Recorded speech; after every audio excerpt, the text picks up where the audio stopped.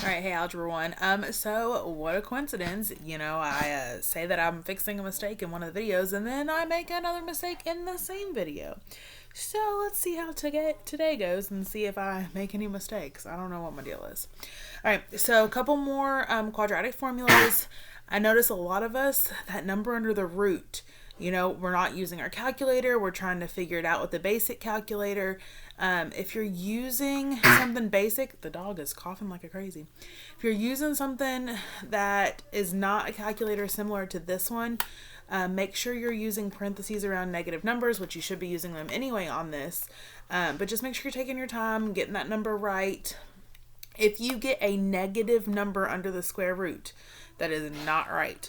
All your numbers under the square root should be positive once you do the b squared minus 4ac, okay? You should always get like a positive 10 or a positive 16, positive 100, something like that under the root. No negative number should be the number that is ending up square rooted, okay? All right, so let's start with this one. So solve by quad formula. Oh, also, we're going to do a quiz on Thursday on the quadratic formula, okay? So, just a little heads up there. I'm going to write my quadratic formula up here. I was also pretty disappointed with how many of you all did the extra credit. A lot of you all needed the extra credit and you didn't do it. Thank you to those that did do it. They were phenomenal. Some of them made me laugh till I cried. Some of them made me cry because they were so sweet. So, thank you all. And I'm sure the teachers that you sent them to were so appreciative. All right, so let's look at this first one here. We're just going to probably do about 3. If you feel like you have a pretty good hand on this, I would go ahead and pause me now and work it out and then unpause me, okay? All right, so I'm going to solve this by quadratic formula. It's not equal to 0, so that's the first thing I'm going to do. So I'm going to add over this 12 because it's a negative 12. So that's 2w squared minus 11w plus 12 equals 0. All right, and then I'm going to say what my a, b, and c are. So my a is 2, my b is negative 11, and my c is 12. All right, so the quadratic formula is negative, and then b is negative 11, plus or minus the square root of b squared. b is negative 11 squared. Minus 4 times a, which is 2, times c, which is 12, all over 2 times a, which is 2. So I'm going to use my calculator, find my markers, and I'm going to type in just this part right there that I underlined. Not the square root, just the numbers. So negative 11 squared minus 4 times 2 times 12. I got 25. So that'll be negative 11, makes that become a positive 11, plus or minus the square root, which we just found was 25. 2 times 2 is 4. Okay, so that's what you should have ended up with.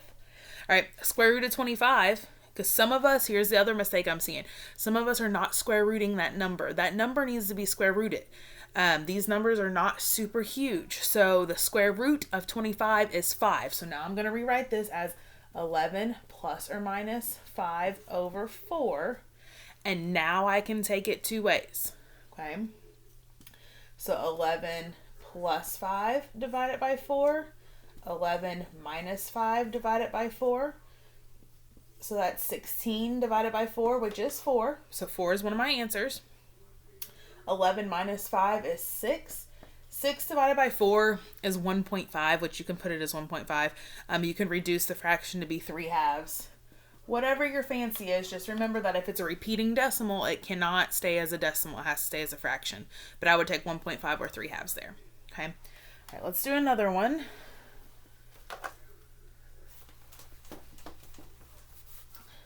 All right. So number 2.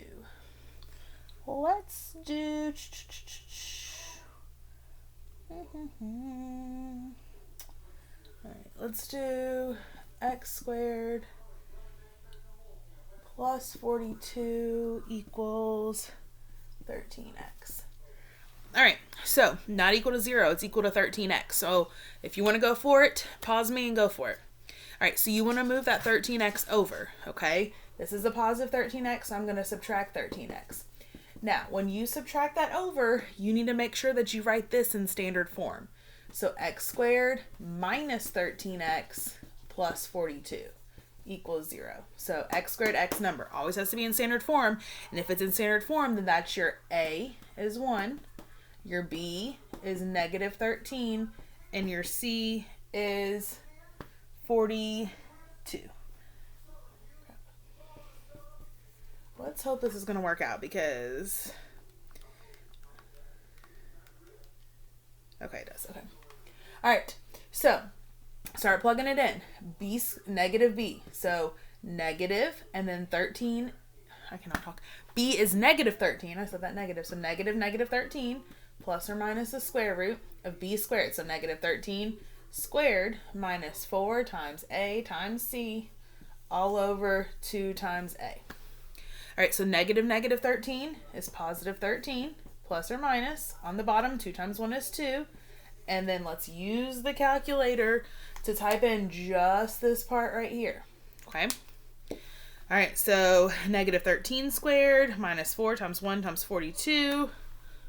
I got 1. I'm going to put a 1 under there. All right, what is the square root of 1? 1. So that will become 13 plus or minus 1 over 2. And then 2 a's. 13 plus 1 divided by 2. 13 minus 1 divided by 2. So that's 14 divided by 2, which is 7.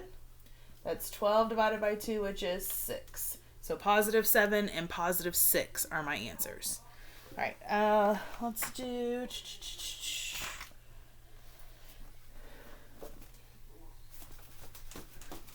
We'll do one more.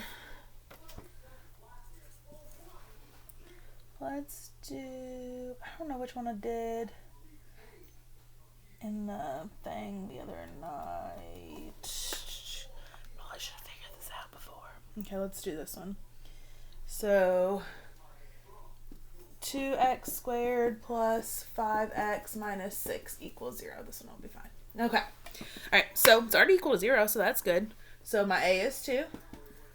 My b is 5, and my c is negative 6. So remember, if you think you're good, go for it, pause me, then unpause me. All right, so negative b, so negative b is 5, plus or minus the square root of b squared. So 5 squared minus 4 times a times c, all over 2a.